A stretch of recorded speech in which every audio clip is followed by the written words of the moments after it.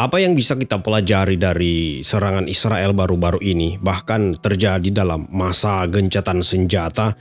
Dan Anda tahu bahwa Benyamin Netanyahu dalam konferensi persnya setelah penemuan jenazah Sandra yang terakhir, dia secara terbuka memproklamirkan dua misi terakhirnya menuju tujuan perangnya, yaitu melucuti total senjata faksi perlawanan dan melakukan demilitarisasi penuh di seluruh jalur Gaza. Apa artinya? Artinya bahwa Netanyahu yang menjadi representasi dari Zionisme Israel, dia ingin memastikan bahwa seluruh personel faksi Gaza itu meletakkan senjata mereka sepenuhnya. Tidak boleh ada yang bersenjata lagi.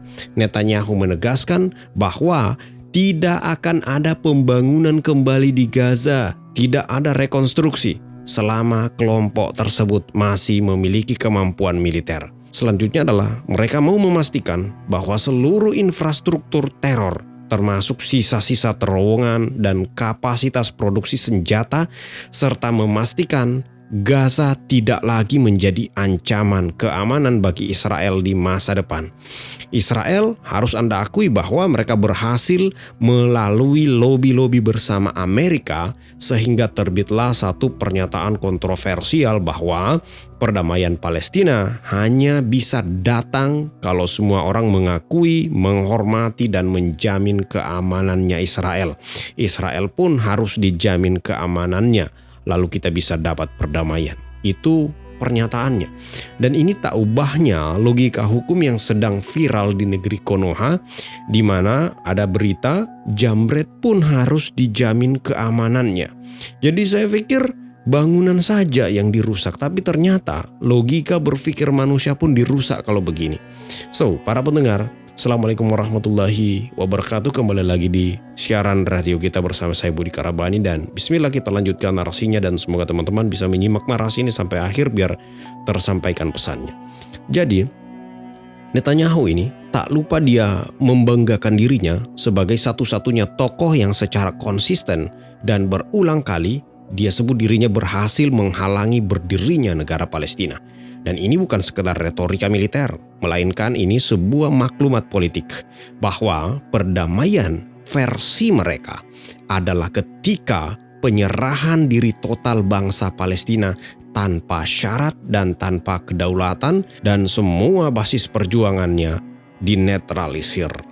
Nah, strategi yang baru-baru ini yang kita ceritakan di awal tentang bagaimana mereka ngebom di pusat kepolisian di wilayah Sheikh Radwan dan tenda-tenda pengungsian di Mawasi Khan Yunis di jalur Gaza Selatan, itu bukan sesuatu kesalahan teknis, melainkan sebuah langkah operasional untuk mengeksekusi misi Netanyahu. Kenapa bisa dikatakan demikian? Jadi sebelumnya perlu Anda untuk ketahui bahwa 30 lebih nyawa warga Palestina kembali gugur dalam serangan Israel. Dan kebanyakan dari mereka itu adalah entitas yang lemah, anak-anak, perempuan. Dan ini terjadi hanya dalam waktu semalam, tepat 24 jam sebelum gerbang perbatasan Rafah itu dijadwalkan dibuka pada hari ini, di 1 Februari. Dan ini bukan sekedar angka statistik atau insiden militer biasa, melainkan sebuah proklamasi yang bisa disebut, ya ini proklamasi berdarah bahwa Israel tidak akan membiarkan satupun tanda-tanda kehidupan normal kembali di jalur Gaza. Serangan Israel itu adalah langkah terukur untuk memastikan bahwa ketika gerbang Rafah itu sudah dibuka, maka tidak ada lagi struktur sivil yang bisa untuk mengelola bantuan atau ketertiban yang ada di dalamnya. Dan sebagaimana diungkapkan oleh seorang analis Palestina bernama Iyad Al-Qara, bahwa Israel sedang sengaja membunuh institusi pelayanan publik yang ada di sana agar komite teknokrat yang dibentuk untuk mengelola Gaza, dia berharap bahwa teknokrat ini lumpuh total sebelum mereka sempat bekerja. Ini penggambaran bahwa mereka ingin dunia melihat bahwa Gaza ini sebagai wilayah yang mustahil lagi untuk diatur, sehingga kendali militer Israel memiliki alasan abadi untuk tetap bercokol di sana. Dan siasat ini sejalan dengan misi besar yang baru saja dipertegas oleh Benyamin Netanyahu yang kita sampaikan di awal, bagaimana mereka ingin melucuti senjata perlawanan dan menghapus setiap potensi-potensi perjuangan kemerdekaan di Palestina. Dan bagi Netanyahu dan rezim-rezim Zionis yang ada di belakangnya bahwa kemerdekaan Palestina itu dianggap sebagai batu sandungan terbesar bagi misi besar mereka yang kini bisa dianggap sudah di depan mata. Dan meminjam analisis dari pakar urusan Israel di laman Al Jazeera yang bernama Mahmoud Yazbak, dia mengungkapkan bahwa setiap wilayah yang mulai tenang itu sengaja dibakar kembali karena militer Israel menganggap kembalinya kehidupan normal bagi warga Gaza itu sebagai simbol bahwa mereka gagal dalam perang yang selama 2 tahun mereka jalankan dengan begitu banyak pengorbanan di sisi mereka.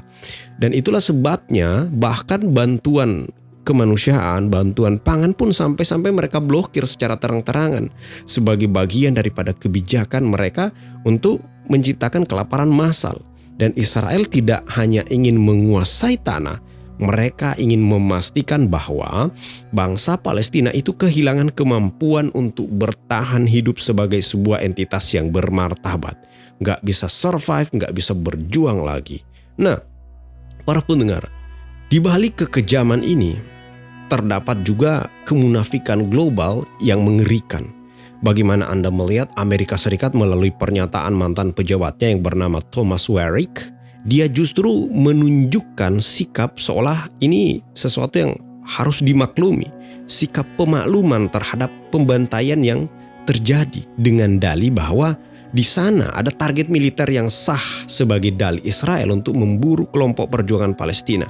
Narasi lama yang kemudian terus diulang digunakan sebagai alibi serangan Israel. Nah, dalam psikologi ini disebut sebagai gaslighting, dan ini adalah tindakan untuk memanipulasi seseorang hingga mereka meragukan ingatan, persepsi, atau kewarasan mereka sendiri. Nah, dalam konteks pernyataan Thomas Warwick ini, mereka sedang melakukan itu kepada dunia. Kita melihat dengan mata kepala kita sendiri melalui video, foto, berita-berita bahwa yang disasar, yang dibom itu adalah tenda-tenda pengungsian. Di dalamnya ada anak-anak bayi, anak-anak, perempuan, kantor kepolisian, lalu lintas, dan lain-lain sebagainya. Namun pejabat barat dengan tenang mereka mengatakan itu adalah target militer yang sah. Mereka memaksa kita untuk percaya bahwa kejahatan perang atau pembantaian sipil itu sesuatu yang normal dan sesuatu yang diperlukan dan perlu untuk diambil sebagai tindakan. Dan mereka ingin meragukan kemanusiaan kita sendiri demi membenarkan tindakan Israel. So, para pendengar, ini adalah bukti nyata hilangnya kompas moral dunia, hukum internasional, dan narasi kemanusiaan yang sering dipropagandakan oleh Barat itu berubah menjadi debu ketika yang korban itu adalah Muslim Palestina. Dan hak asasi manusia bagi mereka itu hanya sebagai alat politik, bukan prinsip dasar.